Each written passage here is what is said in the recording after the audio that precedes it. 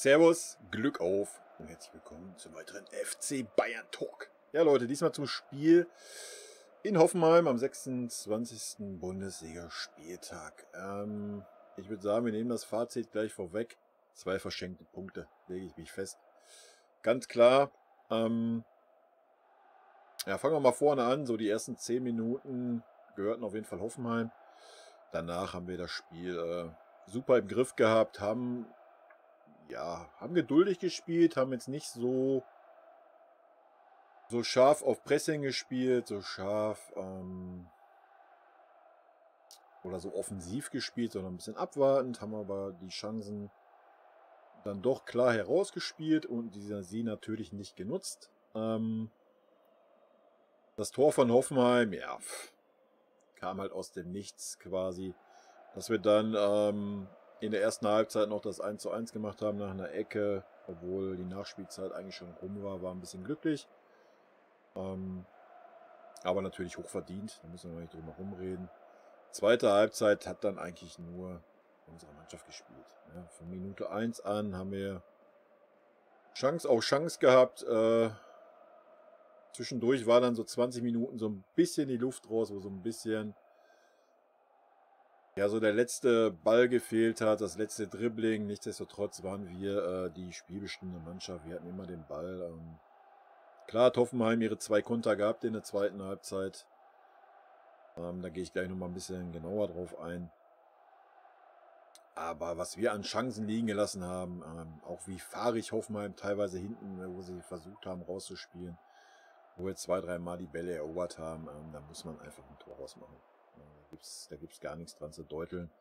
Das Ding von Müller mit der Hand am Ball, natürlich war das kein absichtliches Handspiel, ja, gar keine Frage. Nichtsdestotrotz, wenn man auf der Linie den Ball an die Hand bekommt, weiß ich nicht, wie da so die Regel ist. I don't know. Müssen wir uns auch nicht dran hochziehen. Man hat vorher schon gesehen, dass der Spieler reinspringen wird, bevor Müller überhaupt geschossen hat. Hätte der Müller auch sehen können, er hätte ihn einfach ein bisschen höher reinnageln können und dann wäre das Ding drin gewesen. Ja. Man hat schon gesehen, wo Müller ausgeholt hat, kam er ja schon angeflogen da. Ansonsten hätte man auch nochmal verzögern können, aber hätte Fahrradkette. War alles nicht der Fall. Ansonsten haben wir, ich glaube, 3 Abseitstore erzielt, die auch alle abseits waren. Und wir standen auch sonst 2-3 Mal zu oft im Abseits, muss man ganz klar sagen. Da haben wir, ich weiß ja nicht, Trainingsbedarf. Ich weiß nicht, wie man das anders nennen kann, wenn man als Bundesliga-Topmannschaft in einem Spiel 10 Mal im Abseits steht oder 11 Mal. Ist natürlich ein bisschen schade. Ja, 2 Mal war es ein bisschen knapper, aber ansonsten war es auch immer ein halber bis Meter. Ganz klare Abseitsstellungen.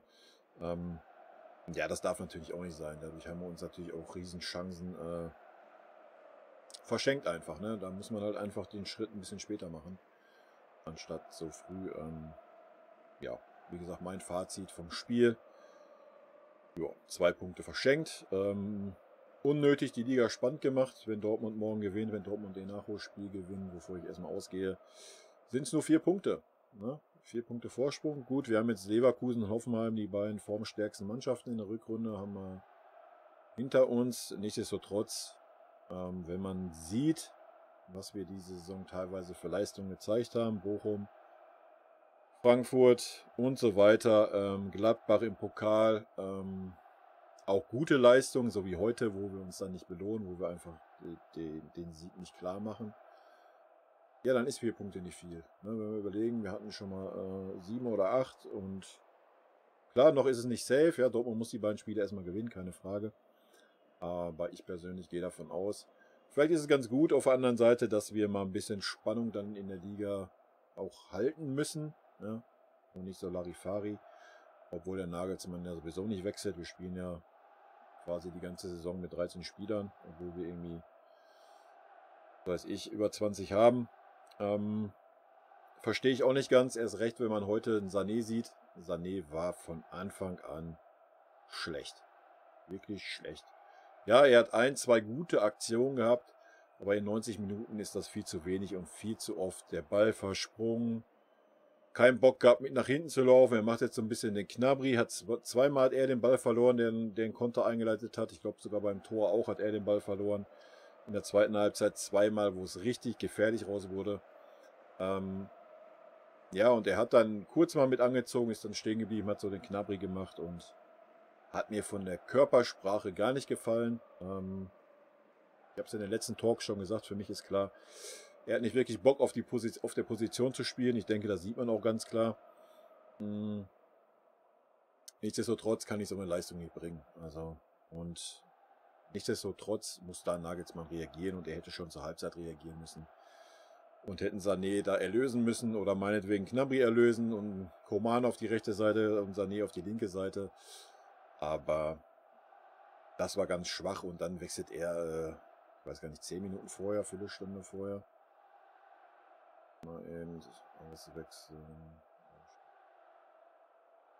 Ja. In der 82. Minute Müller aus. Und auch ein Musiala. Warum?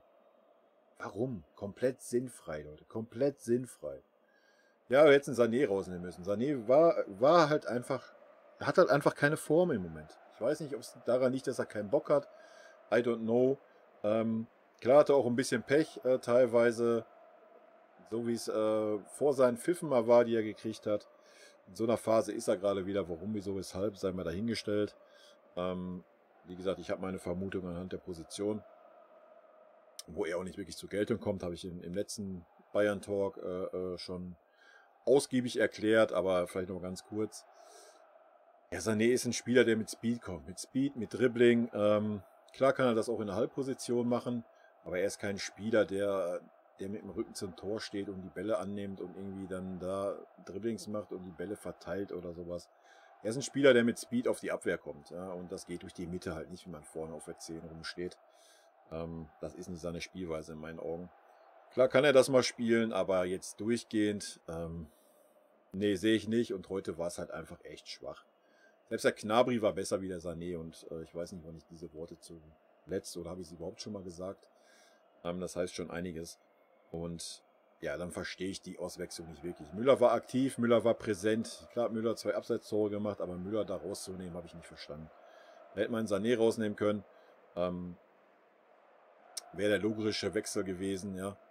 Da hätte man nichts verkehrt gemacht mit dem Schuppo, weil der Schuppo ist jetzt auch nicht so in der Megaform, dass er da Müller gleichwertig ersetzen kann. Vielleicht hätte er den Sané gleichwertig ersetzt oder hätte ein bisschen Glück gehabt und hätte irgendwie ein Tor gemacht oder was weiß ich. Aber so war der Vorlagengeber Nummer 1 auch raus und ja, danach ist auch nicht mehr wirklich viel passiert vorne. Sabitzer für Musiala, genau dasselbe. Warum bringe ich einen Sabitzer für 10 Minuten aufs Feld?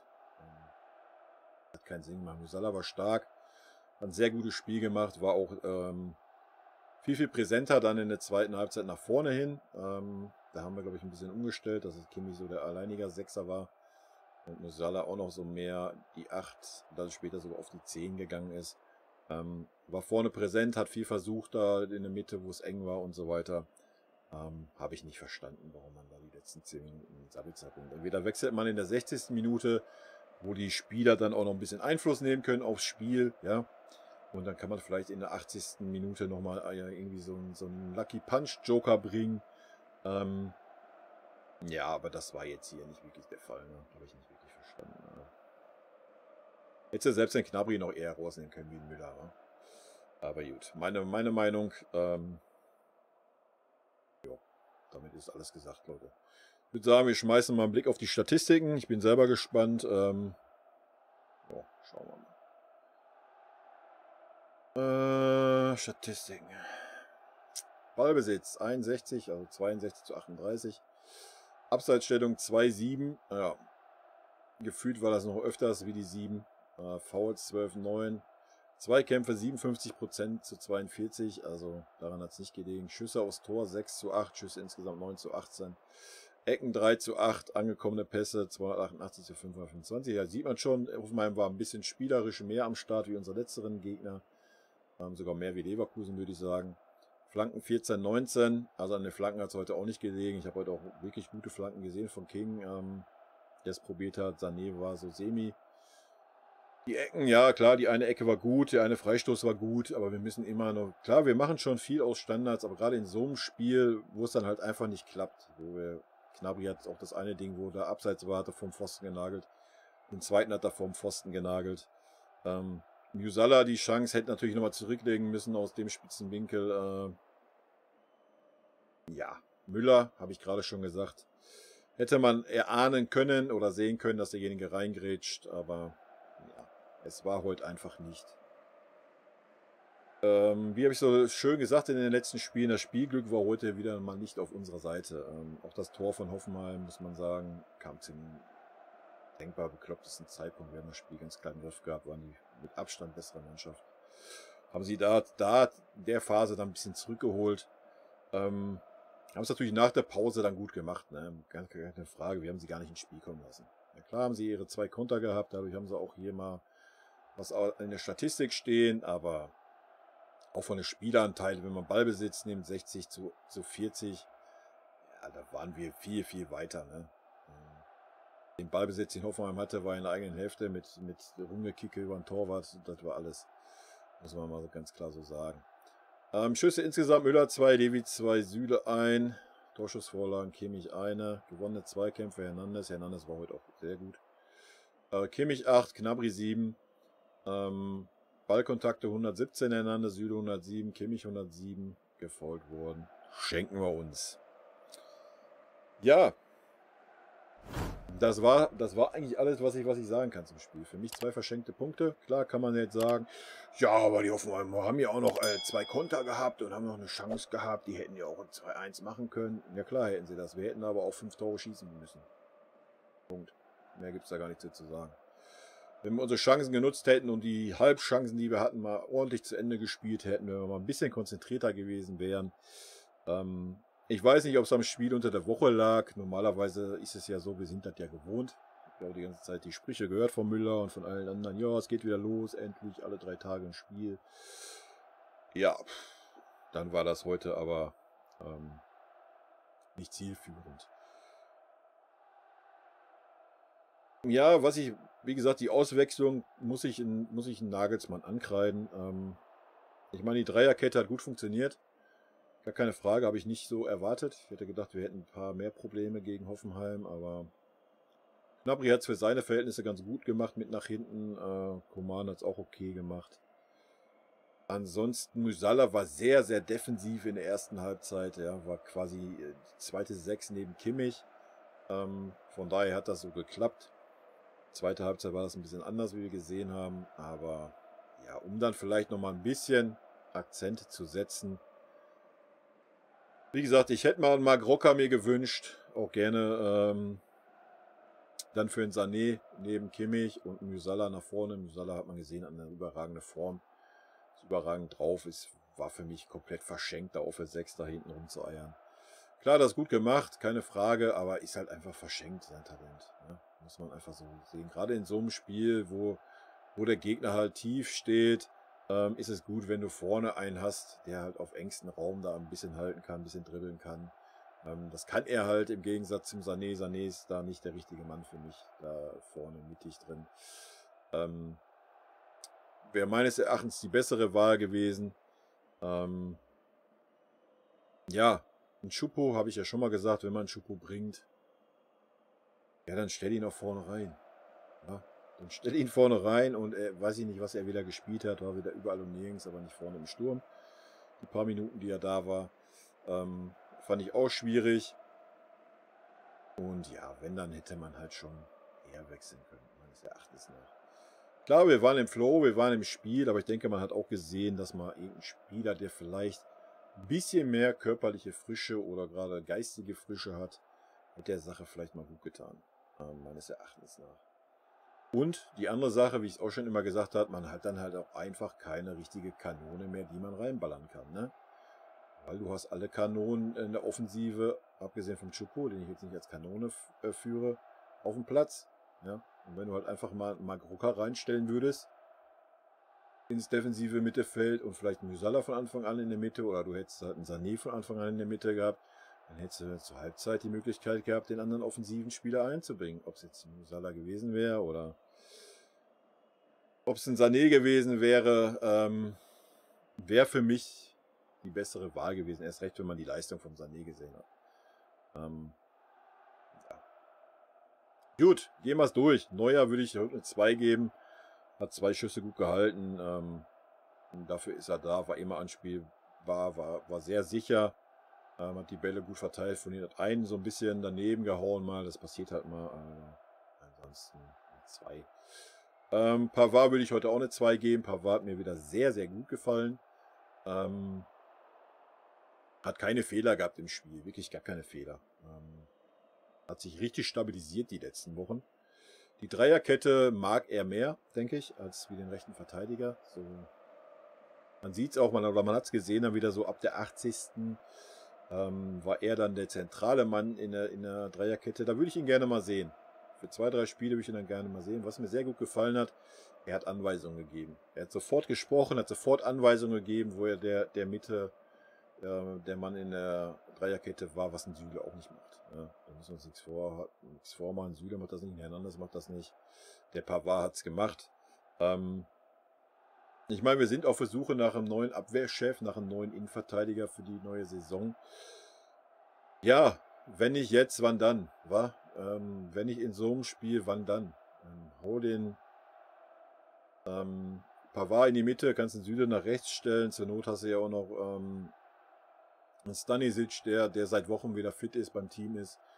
Warum ihn nicht als rechten Verteidiger bringen, wenn man Viererkette spielen will? Einfach mal den Pavard jetzt die Möglichkeit geben, sich da zu zeigen. Und dann kann man das beurteilen, ob er da eine Option ist im nächsten Jahr oder nicht.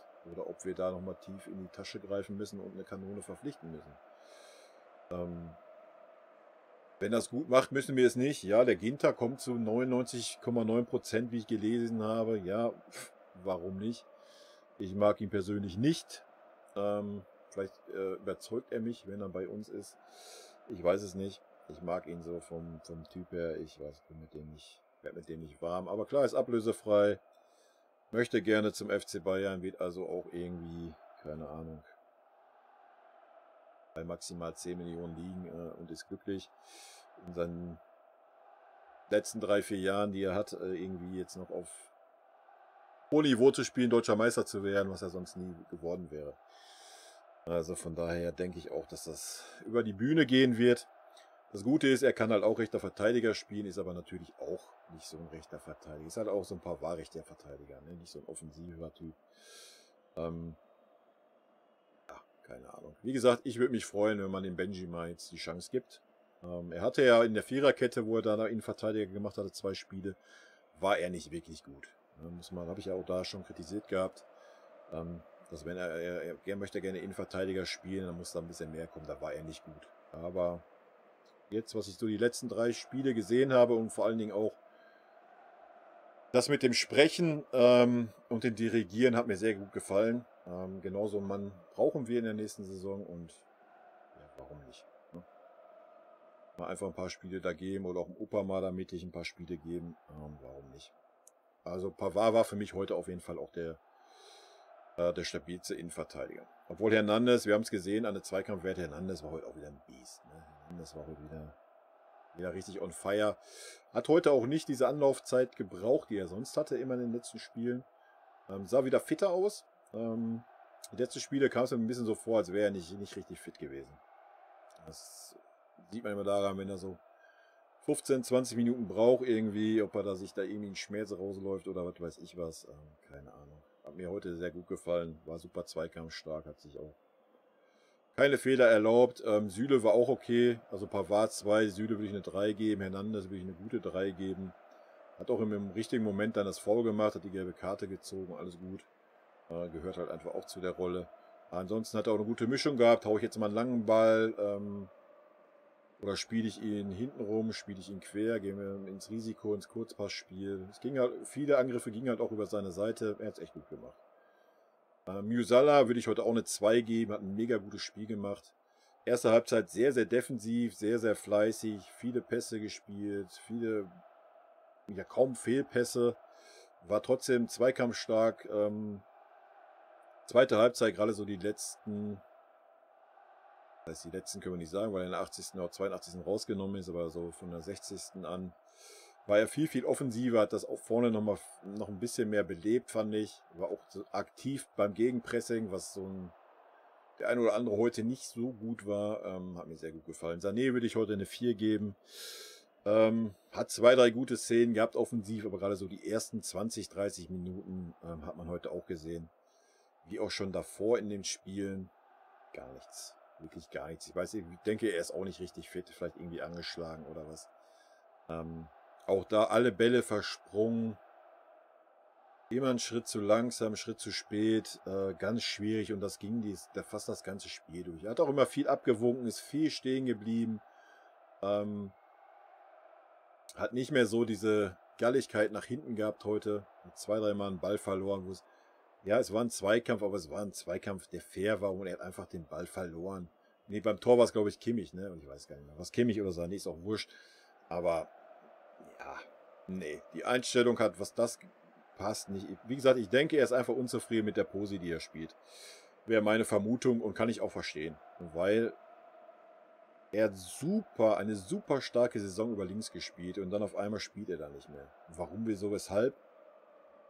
Warum? Es gibt keinen ersichtlichen Grund für mich, warum man ihn da weggenommen hat und ihn in der Mitte da vergammeln lässt. Gibt es nicht.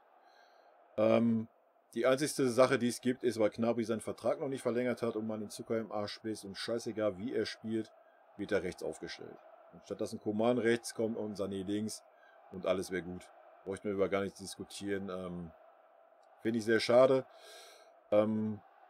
Gut, die letzten 2, 3 Spiele hat es ein Gnabry recht gut gemacht. Oder sagen wir mal nicht ganz so schlecht wie sonst, was auch die Defensive anbelangt. Ja, nichtsdestotrotz habe ich es nicht verstanden. Oder verstehe ich immer noch nicht. Und ich verstehe auch nicht, dass man Musiala auf die 6 da zieht. Macht für mich auch gar keinen Sinn. Ja, er macht es ordentlich. Keine Frage, aber will man ihn jetzt als 6er umschulen? Wo soll der Sinn sein, Alter? Soll man sein Talent verschwenden? Er ist so ein offensiv starker Spieler und ihn da hinten versauern zu lassen. Ja, man kann das schön reden mit Blasülz, Ballsicherheit und Thiago und Blasülz. Ja, ist Schwachsinn, Leute. Ist einfach verschenkt. Ja, er muss da spielen, wo ein Sané die letzten Spiele gespielt hat. Und da musst du auf für 6 halt. Wenn du uns Sabitzer nicht vertraust, stellen Marc Rocker dahin. Punkt. Er hat noch nicht ein schlechtes Spiel gemacht, was er gespielt hat. Ja, er ist manchmal ein bisschen übermotiviert im Zweikampf, zieht mal eine gelbe Karte oder sowas, macht mal ein dummes Foul. Aber er ist super ballsicher, verteilt die Bälle immer sehr, sehr gut. Du kannst ihn immer anspielen, egal, wenn er vom 5-Mann umzingelt ist, kannst du ihn anspielen und er spielt den Ball zurück oder weiter. Gar kein Problem, genau das, was uns da fehlt. Verstehe ich nicht. Verstehe ich nicht, diese Denkweisen. Auch gerade, wenn man dann jetzt so Champions League spielt und man meint, irgendwer ist überspielt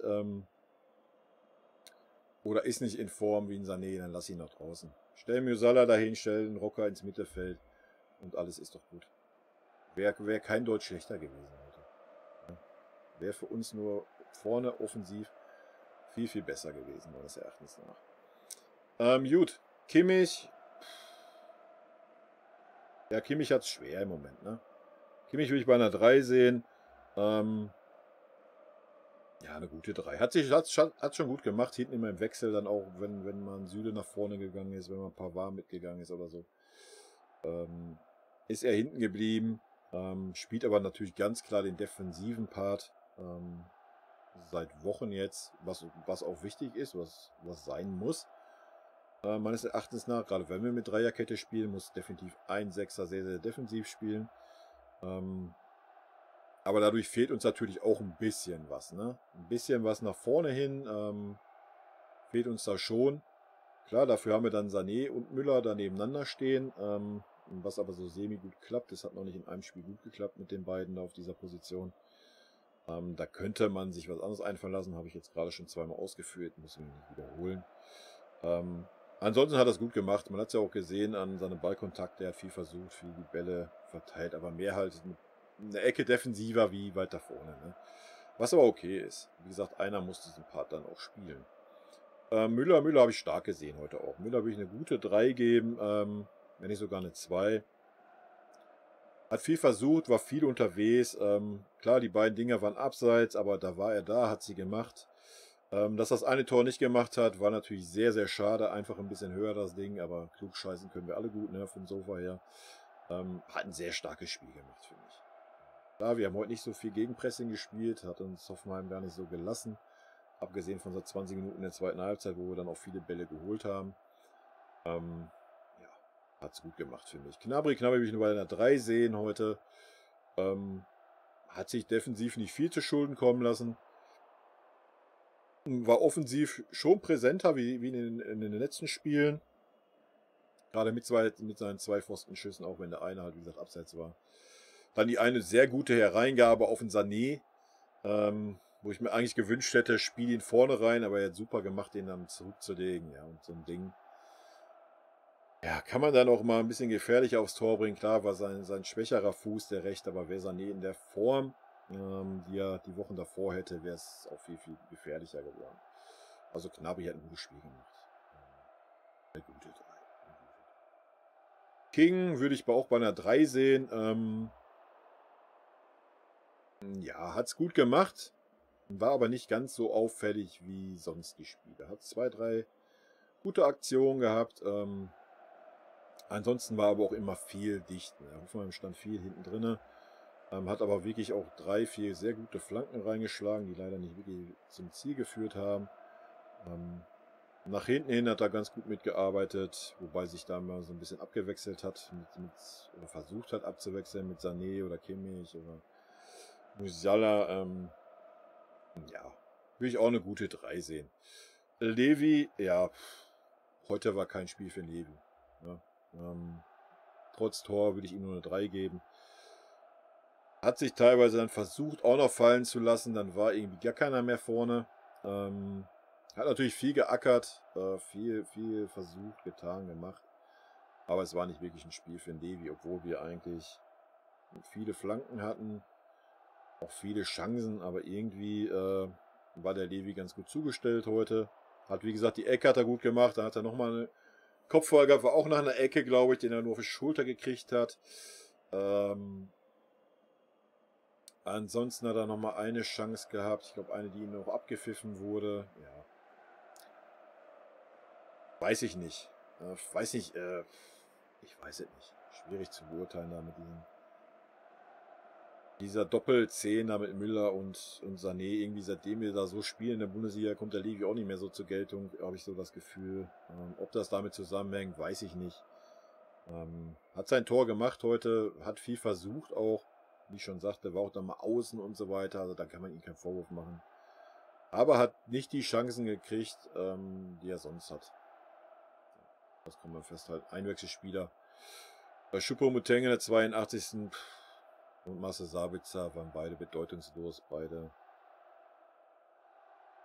Ja, also positiv gar nicht aufgefallen. Sabitzer wäre fast noch negativ aufgefallen bei dieser Chance von Hoffenheim, dass er da nicht mehr richtig hinterherkam. Weiß ich nicht. Finde es ein bisschen schade, dass man da nicht den einen oder anderen Spieler dann nochmal eine Chance gibt, die ja draußen sitzen. Ja. Wo man sagen muss, unsere Mannschaft hat es ja gut gemacht. Man hatte jetzt auch nicht so den Eindruck, mal abgesehen vom Sané, dass irgendwer platt wäre. Also die sind alle durchgerannt, haben alle Gas gegeben. Von daher kann ich schon irgendwo verstehen, dass man spät wechselt. Aber ja, dann Müller und Musiala rauszunehmen, die beiden, die gerade in dieser Phase, gerade Musiala in dieser Phase, mit die auffälligsten auf dem Platz waren, habe ich nicht verstanden. Haben dann nicht mal irgendwem anders raus, wenn man unbedingt noch irgendwie was reinhauen will. Wie gesagt, es ist auch keine Schande, wenn man da mal den Levi rausnimmt. Wo klar, beim Levi sagt man, er kann immer ein Tor machen, kann ich auch verstehen. Wenn dann unbedingt einen Choupo bringen willst, ja, keine Ahnung, dann nimm Gnabry raus, nimm Sané raus. Die waren beide jetzt nicht so. Hätte aber auch einen Coman rausnehmen können. Das wäre auch nicht so wild gewesen. Hätte zwar noch mal ein bisschen mehr durch die Mitte probiert oder was weiß ich. Keine Ahnung, wären viele Möglichkeiten gewesen. Aber wie ich schon sagte, im Nachhinein ist man immer schlauer. Aber ich meine, Choupo hatte ja den einen Kopfball vorne.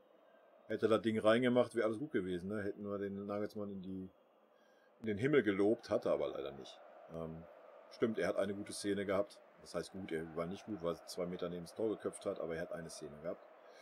Von daher war seine Einwechslung schon irgendwo berechtigt. Aber Wie gesagt, ich hätte es mir für einen anderen Spieler gewünscht. Ich hätte Müller und Musiala nicht wirklich rausgenommen, die waren für mich so die beiden auffälligsten da vorne in dieser Phase. Naja, gut, jetzt habe ich länger gequatscht, wie ich eigentlich dachte. Ich dachte, das wird so ein 10-Minuten-Ding. Ich habe nicht viel zu erzählen, aber anscheinend habe ich doch ein bisschen was zu erzählen gehabt. Wenn ihr es euch bis hierhin angehört habt, Leute, Lob und Anerkennung. Rot-weiße Grüße gehen raus. Bis dann. Tschüssi.